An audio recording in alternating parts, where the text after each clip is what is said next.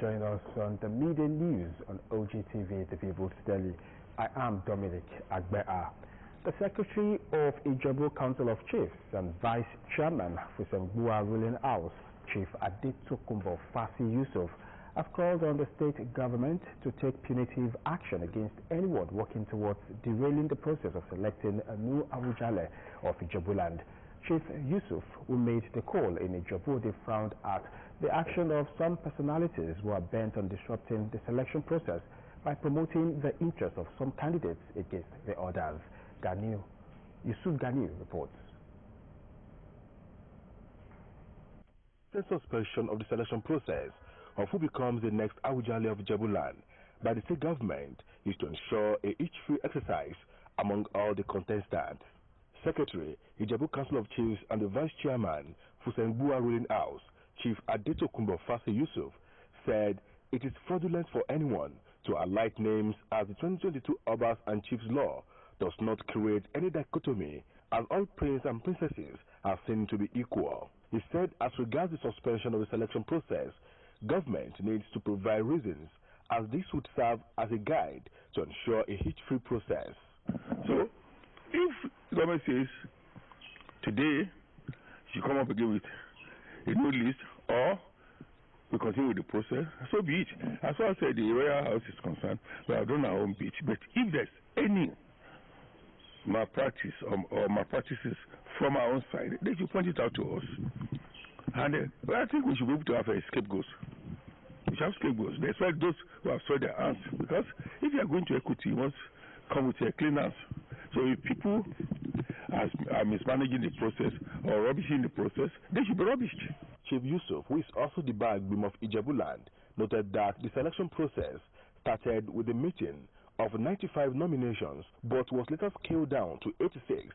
Just as he said, it was done taking into consideration the Obas and Chiefs Law of 2022 to avoid litigations. He expressed surprise that after adopting the template set by the King's Makers, names were highlighted while Otumbas were disqualified, an action which he described as porous and reckless. The position of Otumba was a recent creation. It was created by Awujale in 1985. That was after his problem with the late governor, Bison Obanjo. So, and he wanted to honor some people. He honored some chiefs, including the late senior colleague, Drew Onobuli, my senior colleague, Kogun Toladini, and the rest. People like Oduton and the late Oshibogun were made of Tumbas. So, it's ceremonial, not traditional. So, for people now to be coming up with something that Kabi said this and that, even if Kabi said this, it was not law by him. He might have just made a passing remark, but it was never written anywhere. It's not in our custom, it's not in our tradition, it's not even documented. One of the contestants, Prince Adegboye Gabanjoko of Ilenla Quarters, for Sembua Ruling House, while calling for a level playing ground for all contestants, took a sweep at those who are planning to hijack the selection process, calling on the state government to take decisive action against anyone caught culpable to serve as a deterrent to others.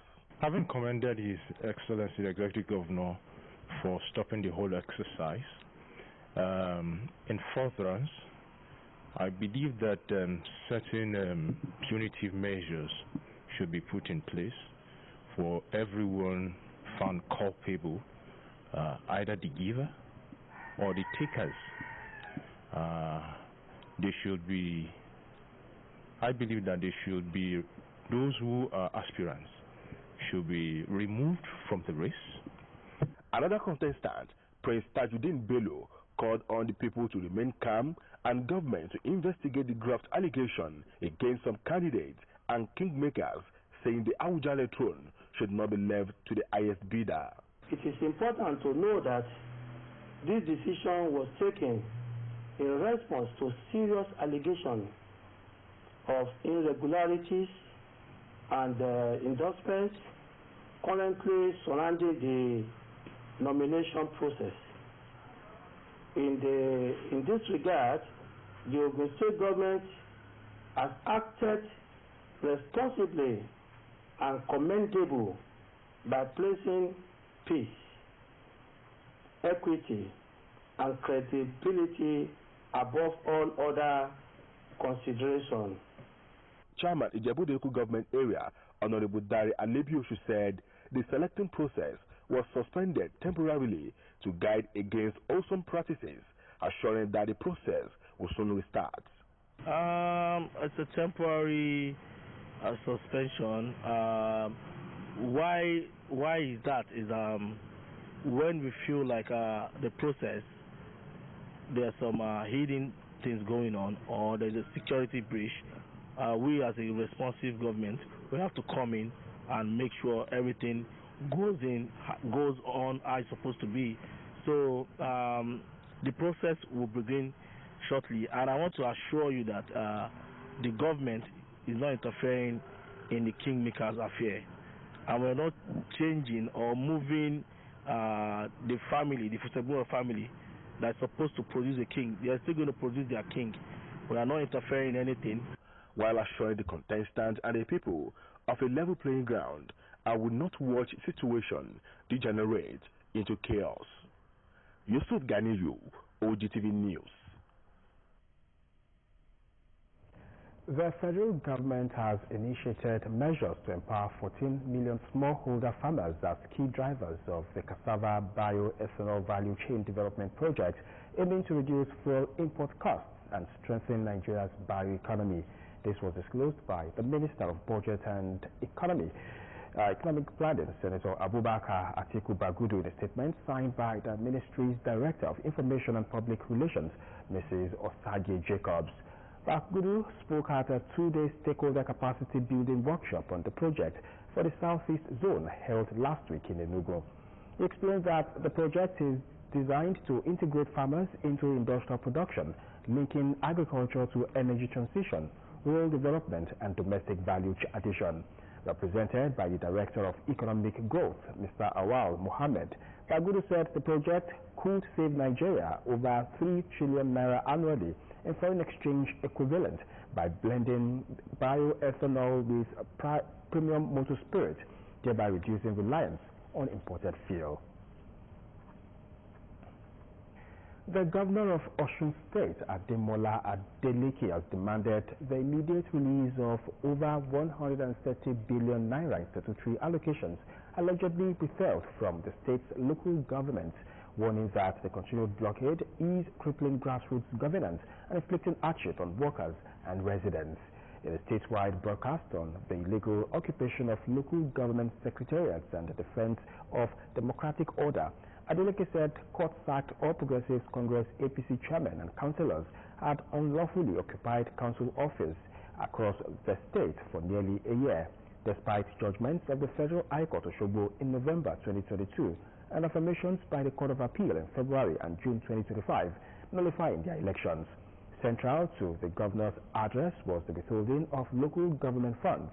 Adeleke disclosed that since February 2025, statutory allocations due to Osun local governments, now totaling about 130 billion naira, have not been released to the legal accounts of the councils.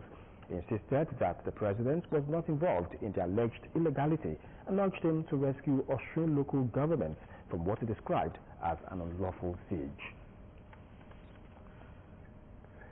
The U.S. military is increasing material deliveries and intelligence sharing with Nigeria, AFRICOM's deputy commander disclosed as part of a broader American push to work with the African militaries to go after Islamic State-linked militants. The Pentagon has also maintained open lines of communication with militaries in junta-led Sahel countries like Burkina Faso, Niger, and Mali.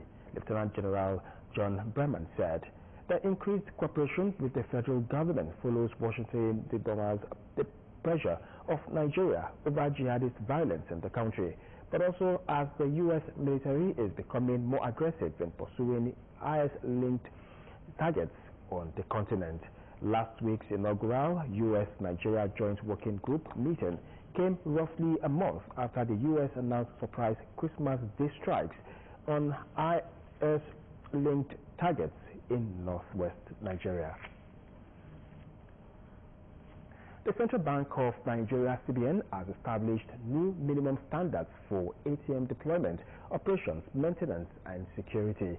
The Apex Bank said the new ratio contained in its circular titled Exposure of the Draft Guidelines on the Operations of Automated Teller Machines, ATMs, in Nigeria, released weekend, supersedes previous ATM regulations.